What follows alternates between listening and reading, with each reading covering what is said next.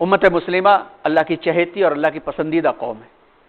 اللہ تعالیٰ نے اس کو منتخب کیا، اتنا بڑا تمغہ امتیاز دیا ہے. اب یہ پسندیدہ، اپنی پسندیدہ ملت اگر اس راستے پر چل پڑے جو راستہ شیطانی ہے، جو راستہ تباہی کا ہے، تو اس کی صفائی میں بھی کردار اور ایکشن بڑھا لیا جاتا ہے. آغاز کہاں سے ہوتا ہے؟ خود پسندی سے ہوتا ہے. انفرادی طور پر بھی اسے ہم غور کر سکتے ہیں اور پورا اوورال اجتماعی طور پر بھی غور کر سکتے ہیں. جب خود پسندی آتی ہے کہ میں نے جو سوچا وہی بہتر ہے، میری جو پسند ہے وہی بہتر ہے، میرا قول جو ہے وہی بہتر ہے، میری جو روٹین ہے وہی بہتر ہے، تو خود پسندی اور ریاکاری دونوں ایک ساتھ چلتی ہے. خود پسندی اور ریاکاری کی تہ سے جنم لیتا ہے تکبر اور غرور، کہ میں کیوں سنوں دوسروں کی، میں کسی کا کھا تھوڑی رہا ہوں، میں اپنا کھا رہا ہوں. یہ سارے کے سارے الفاظ غرور کے ہوتے ہیں، کیونکہ انسان اپنا نہیں کھاتا، اللہ کا دیا کھاتا ہے، اور انسان کو نہیں معلوم کہ کس کی قسمت سے اس کو مل رہا ہے، اس کو نہیں معلوم ہے. کسی کا بابا کا نہیں ہے، میرے باپ کا ہے، میرے باپ کا یہ، میرے باپ کا یہ، میں کاہے کو سنوں. یہ سارے کے سارے الفاظ اور مزاج بنتے ہیں خود پسندی سے.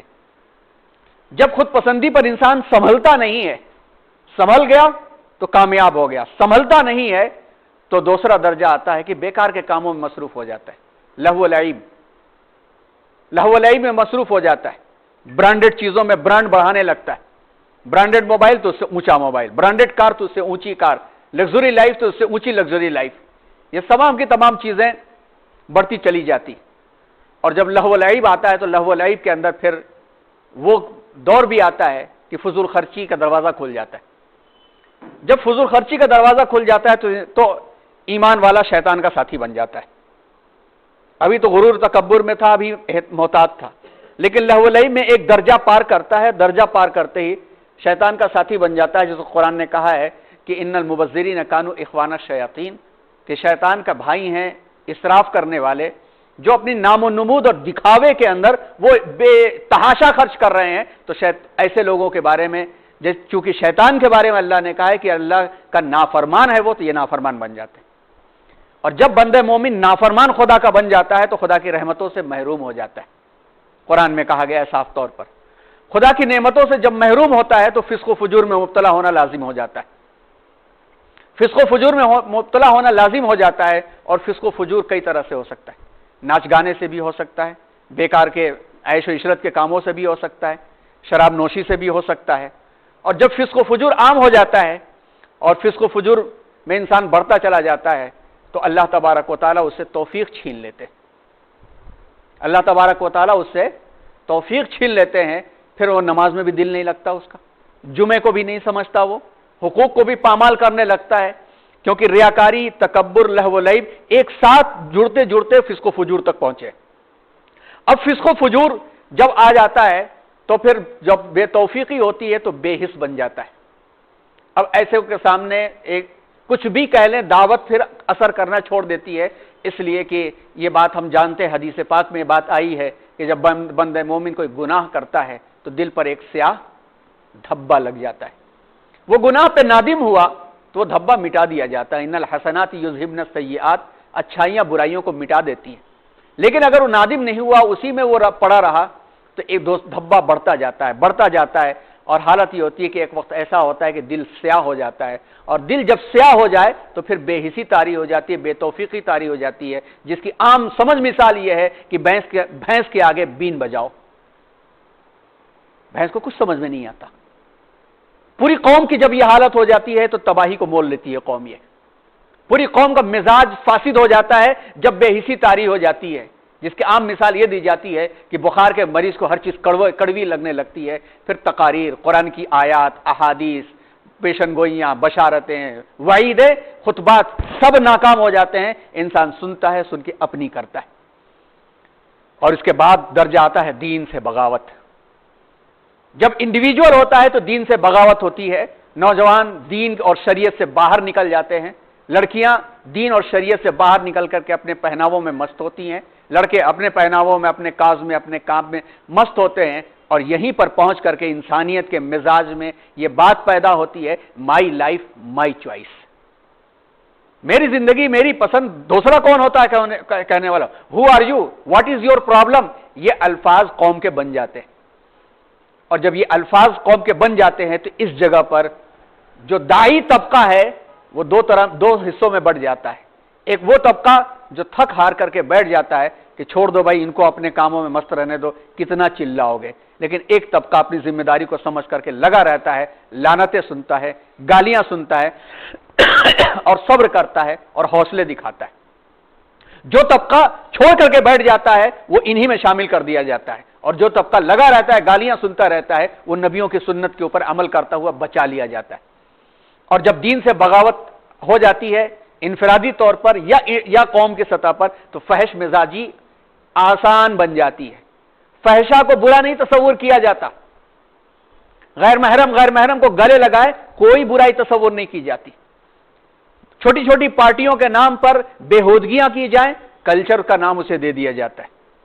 اور جب یہ مقام پیدا ہو جاتا ہے تو پھر شراب نوشی، عورتوں سے غیر محرموں سے غلط قسم کے میل جول یہ عام ہو جاتے ہیں، اور جب یہ پوری قوم کا مزاج بن جاتا ہے تو پھر قہر خداوندی نازل ہوتا ہے۔ اور قہر خداوندی پچھلی قوموں پر الگ طریقے سے نازل ہو رہا تھا، اس قوم پر الگ طریقے سے نازل ہوتا ہے۔ پچھلی قوموں پر یہ ہوتا تھا کہ جبریل چیخ مارتے تھے، قوم ڈھیر ہو جاتی تھی، زلزلہ برپا ہوتا تھا، قوم ختم ہو جاتی تھی، طوفان آتے تھے، اڑا لے جایا کرتے تھے۔ لیکن اس قوم میں جب چیز آتی ہے تو سورہ بنی اسرائیل کی آیت ہمارے سامنے یاد رکھنی چاہیے۔ آئیے ہم اور آپ اس کا جائزہ لیں اور بیٹھ کے سوچیں، اپنے آپ کو بچانے کی فکر کریں، اور یہ دیکھیں کہ ہماری قوم کہاں پہنچ چکی ہے۔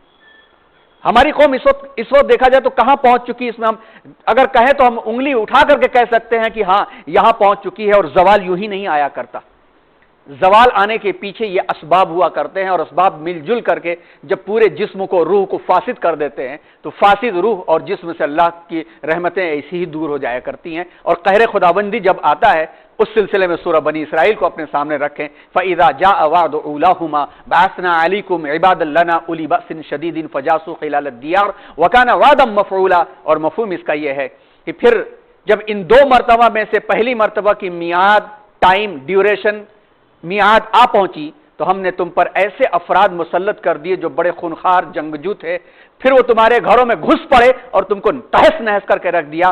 یہ وعدہ سزا ہے، ایک وعدہ ہے جو پورا ہو کر کے رہا۔ اس وقت کی قوم کی تباہی اور بربادی اسی طرح سے ہو رہی ہے۔ حاکم ایسے لوگوں کو بنا دیا جاتا ہے جو ہمارے گھروں کے اندر گھس کر کے ہماری تہذیب و کلچر تک کو بگاڑ دیتے۔ تم کیا کھا رہے ہو، تمہاری فریج ہمیں چیک کرنے کا اختیار ہے۔ تم کیا کور کر رہے ہو، کیا پہن رہے ہو، ہمارے اختیار پر تم کو چلنا پڑے گا۔ تم کیا پڑھ رہے ہو، ہمارے اختیار پر تم کو پڑھنا پڑے گا۔ نہ تم جی سکتے تو نہ تم مر سکتے۔ شریعت ہماری ہوگی، قانون ہمارا ہوگا۔ گھروں میں گھس کر کے تہس نہس کر کے رکھ دینا۔ ایک تو یہ ہوتا ہے کہ مینٹلی ٹارچر کر کے، تہس نہس کر کے فیئر سائیکوسس میں ایسا مبتلا کر دینا کہ ہر چیز میں خوف پیدا ہو جائے۔ دوسرا یہ ہوتا ہے کہ گھروں میں گھس کر کے جان اور مال سب سے کھلواڑ کر دینا۔ یہ ہندوستان کے اندر بھی ہوا۔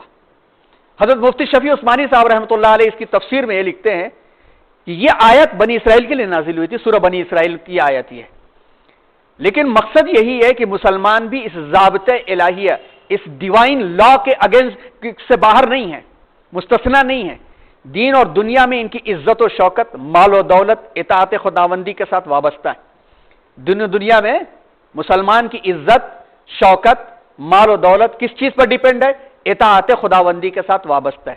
جب وہ اللہ اور رسول کی اطاعت سے انحراف کریں گے، اپنے آپ کو کنارے ہٹائیں گے، تو ان کے دشمنوں اور کافروں کو ان پر غالب اور مسلط کر دیا جائے گا، جن کے ہاتھوں ان کے معبد، عبادت خانوں اور مساجد کی بھی بے حرمتی ہوگی۔ مفتی شفیع صاحب رحمۃ اللہ علیہ نے آج سے 50 سال پہلے یہ بات لکھی، اور ان 50 سالوں کے اندر کیا ہوا ہمارے سامنے موجود ہے۔